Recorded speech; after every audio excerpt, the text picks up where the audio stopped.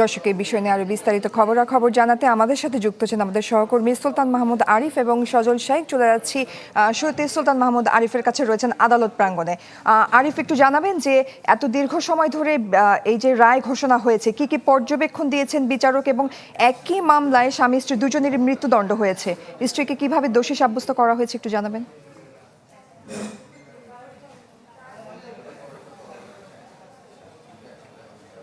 এটি বলা যায় যে বাংলাদেশের ইতিহাসে সবচেয়ে কম সময়ের ভিতরে যে কয়েকটি রায় ঘোষণা করা হয়েছে তার মধ্যে অন্যতম, যেটি মাত্র 4 কার্য দিবসের মধ্যে বিচার প্রক্রিয়া সম্পন্ন করা হয়েছে এবং একদিনের মধ্যে 16 জনের সাক্ষী গ্রহণ করা হয়েছে এবং 19 দিন শেষ, 20 দিনের মাথায় আজকের রায় ঘোষণা। এবং আজকের রায় ঘোষণার মধ্য দিয়ে মূলত যে রামিসা হত্যাকাণ্ডের সাথে যিনি সরাসরি জড়িত সোহেল, যিনি ধর্ষণ করেছেন এবং ধর্ষণের পর তাকে হত্যা করেছেন, হত্যার পর মাথা আলাদা করেছেন, তার বাহু আলাদা করার চেষ্টা করেছেন এবং এটি প্রমাণ আদালত বলেছে এটি তারা প্রমাণ পেয়েছে, এটি প্রমাণিত। এবং পাশাপাশি সোহেলের যে স্ত্রী স্বপ্না, যারা একই বাসায় থাকতেন, সেই স্বপ্নার যে অভিযুক্ততার যে প্রমাণ তারা পেয়েছে, অর্থাৎ যখন রামিসার পরিবার রামিসাকে খুঁজে পাচ্ছিল না, তখন তার পাশের বাসার সামনে যখন জুতাটি পড়েছিল, দরজা যখন টোকা দেওয়া হয়েছিল, দরজা খোলার জন্য বলা হয়েছিল, কিন্তু ভিতর থেকে সোহেলের স্ত্রী স্বপ্না তিনি বলেছিলেন নগদ নিয়ে এলো হার না মানা হার অফার। সর্বনিম্ন 10,000 টাকা রেমিটেন্স নগদে পাঠালে থাকছে স্বর্ণের হার জেতার সুযোগ। যে বাসায় কোনো শিশু নেই, অর্থাৎ রামিসা তাদের বাসায় নেই, কিন্তু বলা হচ্ছিল যে দরজা খোলেন, কিন্তু তিনি দরজা খুললেন না।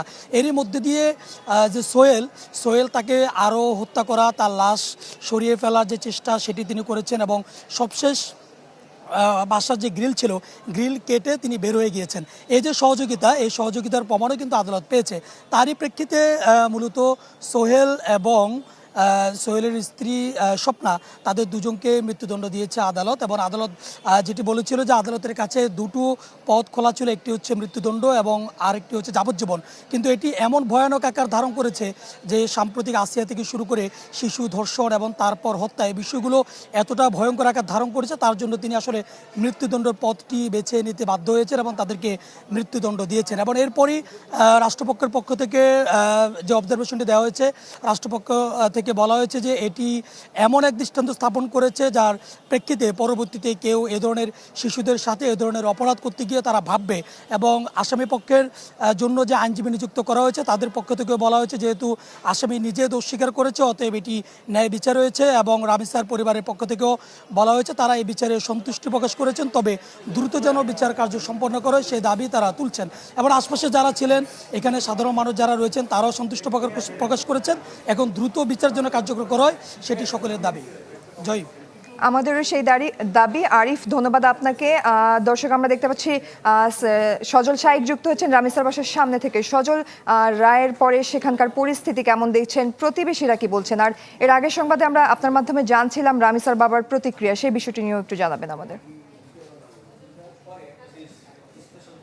জয়ী, রায়ের পরপর কিন্তু দেখেছি যে এই স্থানে অর্থাৎ পল্লবীর রামিসার যে বাসাটি রয়েছে সেই বাসার সামনে কিন্তু এলাকাবাসী এসেছে, তারা ভিড় করছে এবং তাদের সাথে কথা বলে যে বিষয়টি জানতে পেরেছি যে তারা যেটি বলছে যে দ্রুত সময়ের মধ্যে এই রায়টি কার্যকর করাই এখন তাদের মূল দাবি।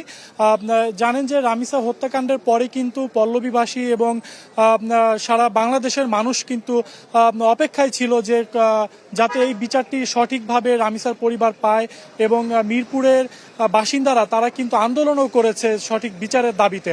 তবে তার পরপরই কিন্তু আমরা দেখেছি যে খুব দ্রুত সময়ের মধ্যে বিচার কার্য সম্পাদন হয়েছে, মাত্র 4 দিনের মধ্যে, এবং তার পরপরই 19 দিনের মাথায় আসলে আজকের এই রায় দেওয়া হলো। এই রায়টি আসলে সবাই সন্তুষ্ট এবং সবাই বলছে যে যাতে করে এই ধরনের ন্যাক্কারজনক ঘটনা বাংলাদেশে আর না হয় সেটি তারা চায়। এবং এই রায়ের মাধ্যমে এবং এই বিচারের যে কার্যকরের মাধ্যমে, রায়টি কার্যকরের মাধ্যমে একটি দৃষ্টান্ত হয়ে থাকবে, যাতে করে এই ধরনের আর কোনো ঘটনা আর কোনো শিশুর জীবনে যাতে না হয়। জানেন যে রামিসার বাবা কিন্তু আদালত প্রাঙ্গণ থেকে এসেছে এবং তিনি আমাদেরকে একটি প্রতিক্রিয়া দিয়েছে। তিনি বলেছে তিনি সন্তুষ্ট এবং দ্রুত সময়ের মধ্যে তিনিও রায়ের বাস্তবায়ন চায় এবং তার যে পরিবার, তার পরিবারের পক্ষ থেকেও তিনি সন্তুষ্টি প্রকাশ করেছেন। এই মুহূর্তে রামিসার পরিবারের সদস্যরা এবং রামিসার বাবা মা সবাই কিন্তু উপরে তিনতলায় অবস্থান করছে, অর্থাৎ তিনতলা তাদের যে বাসা সেই বাসায় অবস্থান করছে। আমরা তাদের সাথেও কথা বলার চেষ্টা করছি, তাদের পরিবারের অনেক সদস্যের সাথে আমরা কথা বলেছি। এই মুহূর্তে যদিও এখানে তেমন লোকজন নেই বললেই চলে, তবে তারা সবাই যেটি চাচ্ছে যে যাতে করে এই মিরপুরে এবং বাংলাদেশে এই ধরনের কোনো ঘটনা যাতে আর না ঘটে, এবং যদিও বা কেউ এই ধরনের ঘটনা সংঘটিত করে থাকে তার বিচারও যাতে এমনভাবেই হয়, আসলে দ্রুততার সাথেই যাতে বিচারটি হয়ে থাকে এই প্রত্যাশা তারা করছেন। এছাড়া যেটি জানেন যে রামিসার যে পরিবার তারা কিন্তু বিচারহীনতার একটি আশঙ্কা করেছিল, তারপর পরেই প্রধানমন্ত্রী এসেছিল, আশ্বস্ত করেছিল রামিসার হত্যার বিচার দ্রুত সময়ের মধ্যে হবে, এবং সেটি কিন্তু আজকে আমরা বাস্তবায়ন দেখতে পেলাম। জয়ী, এই ছিল মিরপুর থেকে আমার কাছে সর্বশেষ। সজল, ধন্যবাদ আপনাকে। দর্শক, রামিসা হত্যা মামলার বিচারের রায় হয়েছে আজ, সে বিষয় নিয়ে বিস্তারিত জানছিলাম।